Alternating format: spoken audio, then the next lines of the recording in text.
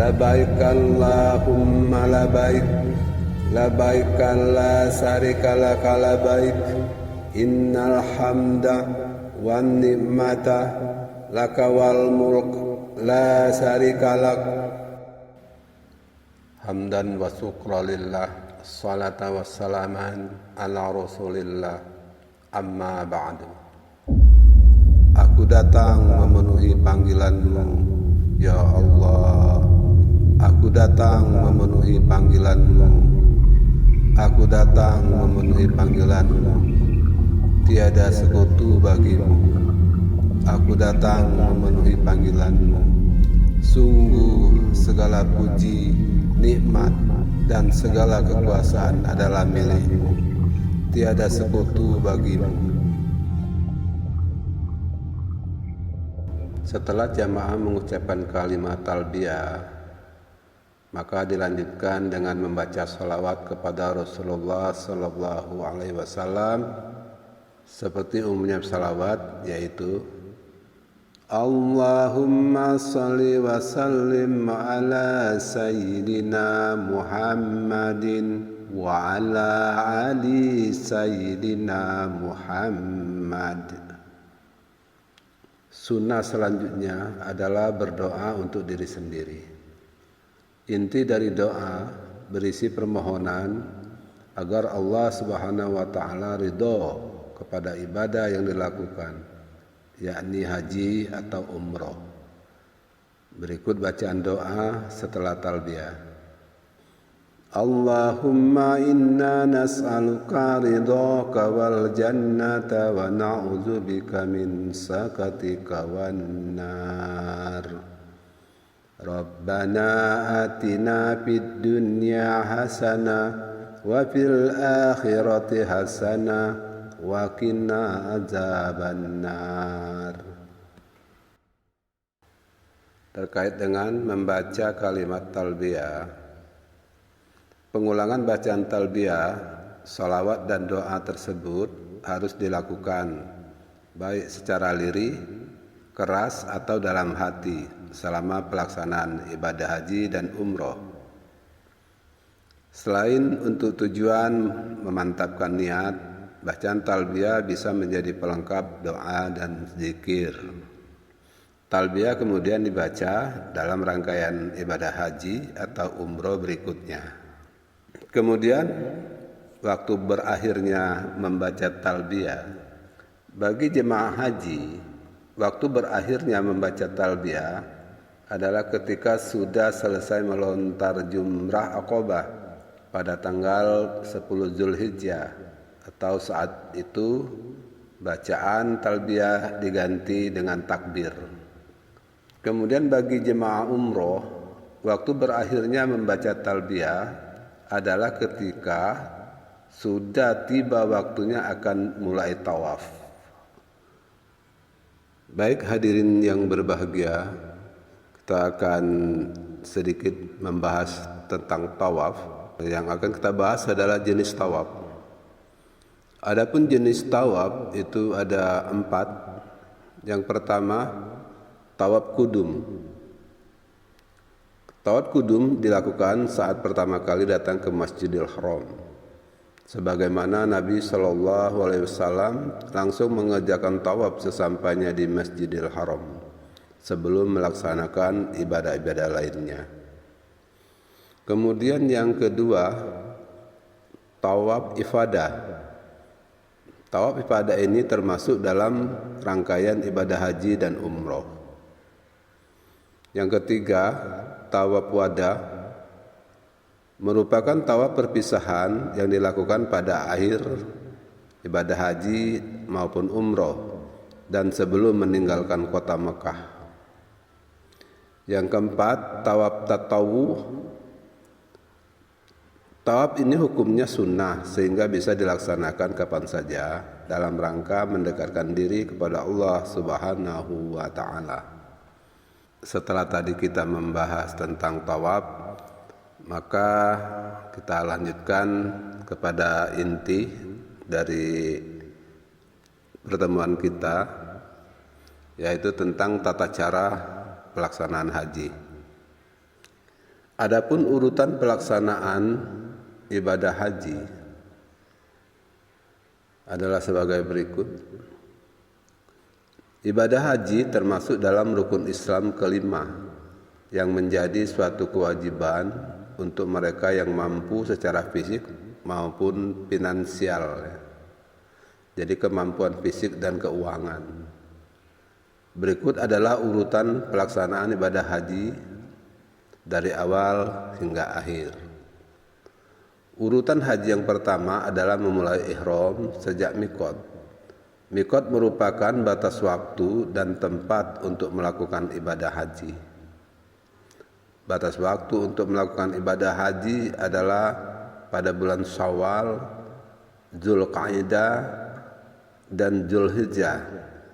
Sedangkan batas tempatnya terletak di beberapa kota dan tergantung dari arah kedatangan jemaah haji. Lalu yang kedua, wukuf di Padang Arafah. Wukuf di Padang Arafah dilaksanakan pada tanggal 9 Dzulhijjah dan dimulai setelah matahari terbenam hingga terbit pada tanggal 10 Dzulhijjah atau yang biasa disebut sebagai Hari Raya Idul Adha. Ketika melaksanakan wukuf di Padang Arafah, jemaah haji disunatkan untuk lebih banyak berzikir mengingat Allah. Selain itu, para jemaah juga disarankan untuk melakukan sholat jamak takdim qashar dan banyak menghadap kiblat. Selain itu, jemaah haji juga sebaiknya banyak memanjatkan doa. Selanjutnya yang ketiga, melakukan tawaf ifadah. Selama tawaf ifadah, jemaah harus berada di Masjidil Haram dan berkeliling Ka'bah sebanyak 7 kali. Selama mengitari Ka'bah, jemaah juga harus selalu melafalkan bacaan talbiyah.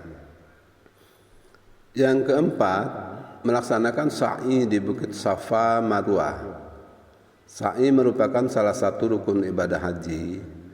Berasal dari bahasa Arab sa'i, artinya adalah berlari atau berusaha.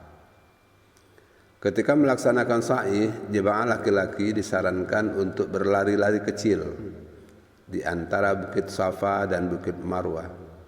Sedangkan jemaah perempuan bisa melakukannya dengan berjalan cepat dan tetap berhati-hati agar jangan tersandung.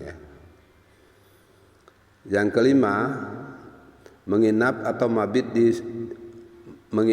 mabit di Musdalifah. Musdalifah merupakan suatu kawasan yang berlokasi di antara kota Mekah dan Mina. Setelah dari Arafah, jemaah haji akan menuju Mina di tengah malam. Sesampainya di Musdalifah, jemaah haji pun akan mabit atau berhenti sebentar ataupun menginap. Yang keenam, melontar jumroh Aqabah. Pada siang hari tanggal 10 Dzulhijjah, jemaah akan melontar jumroh Aqabah dengan 7 butir kerikil. Jumroh Aqabah sendiri terletak di Bukit Aqabah Mina yang bentuknya seperti tugu. Selanjutnya yang ketujuh, memotong rambut atau bercukur atau tahallul. Memotong rambut sebanyak 3 helai merupakan tahlul awal yang dilakukan setelah melempar jumroh. Hal ini berlaku bagi laki-laki maupun perempuan. Yang ke-8, menginap di Mina. Selain menginap di Musdalifah, setiap jamaah haji juga diwajibkan untuk menginap atau bermalam di Mina. Para jemaah bisa menginap di Mina pada tanggal 11 sampai dengan 13 bulan Dzulhijjah setelah melaksanakan lempar jumroh. Yang kesembilan, melakukan tawaf wada atau tawaf perpisahan. Tawaf wada sering disebut sebagai tawaf perpisahan karena merupakan salah satu tanda akan berakhirnya perjalanan haji umat muslim. Tawaf wada pun dilakukan ketika jemaah haji hendak meninggalkan kota Mekah. Yang ke-10, tahallul akhir. Tahallul artinya melepaskan diri dari ihram haji setelah mengerjakan amalan-amalan haji. Kegiatan ini pun hanya boleh dilakukan ketika rangkaian ibadah haji telah diselesaikan oleh jamaah. Jika jamaah telah melakukan tahallul akhir, maka seluruh larangan ihram sudah berakhir. Demikian tentang rangkaian haji. Secara detailnya nanti bisa kita lihat di gambar berikut ini. Baik para hadirin kaum muslimin yang berbahagia, sebagaimana ketahui sebelumnya bahwa ketika kita memasuki Mekah, kita menuju Masjidil Haram untuk melakukan tawaf. Tawaf dimaksud adalah tawaf kudum dan sa'i haji, itu dilakukan sebelum tanggal 7. Untuk selanjutnya, untuk memulai haji, itu yang pertama ihram haji. Jadi kita menggunakan pakaian ihram itu dilakukan pada tanggal 8 siang. Bisa saja dari hotel atau dari Mekah. Dilanjutkan dengan wukuf di Arafah. Wukuf di Arafah ini tanggal 9 siang. Untuk selanjutnya nanti mabit di Musdalifah pada tanggal 9 malam. Jadi di Musdalifah itu sudah malam ya, tanggal 9 malam tiba di Musdalifah. Setelah itu melontar jumrah pada tanggal 10 ya. Jadi melontar jumrah Aqobah pada tanggal 10. Lalu dilanjutkan dengan tahlul awal. Jadi cukur ya. Jadi mencukur beberapa helai rambut. Setelah itu melanjutkan mabit di Mina. Jadi mabit di Mina ini mulai tanggal 10, 11, 12 dan 13 untuk melontar jumrah ula, wusta dan aqobah. Jadi melempar 3 jumrah ya. Jadi jumrah ula, jumrah wusta, jumrah aqobah. Dilakukan pada tanggal 11, 12 dan 13 Zulhijjah. Nah, setelah itu para jemaah menuju Mekah untuk tawaf ifadah dan sa'i. Dilanjutkan dengan tahallul akhir, jadi mencukur rambut. Nah, setelah itu selesai. Jadi selesailah haji dengan sempurna. Untuk selanjutnya sebelum meninggalkan Mekah menuju tanah air nanti akan dilakukan tawaf wadah. Tawaf wadah yaitu tawaf perpisahan di mana para jemaah haji setelah selesai melaksanakan haji untuk kembali ke tanah air. Nah, demikianlah urutan tata cara pelaksanaan haji secara ringkas. Ini mungkin belum terlalu jelas, tapi paling tidak bisa memberikan masukan ya. Untuk selanjutnya dikembangkan, maksudnya dilihat kembali ya, ihram haji apa maksudnya, wukuf di Arafah itu apa, mabit di Musdalifah, melontar jumrah. Itu banyak petunjuk-petunjuk atau pedoman yang bisa kita pelajari baik melalui buku maupun melalui online dan lain-lain. Hadirin kaum muslimin yang berbahagia, demikianlah yang bisa kami sampaikan. Semoga bermanfaat. Selamat menunaikan ibadah haji dan semoga para calon haji memperoleh predikat haji atau hajjah mabrur. Amin ya rabbal alamin. Kami akhiri.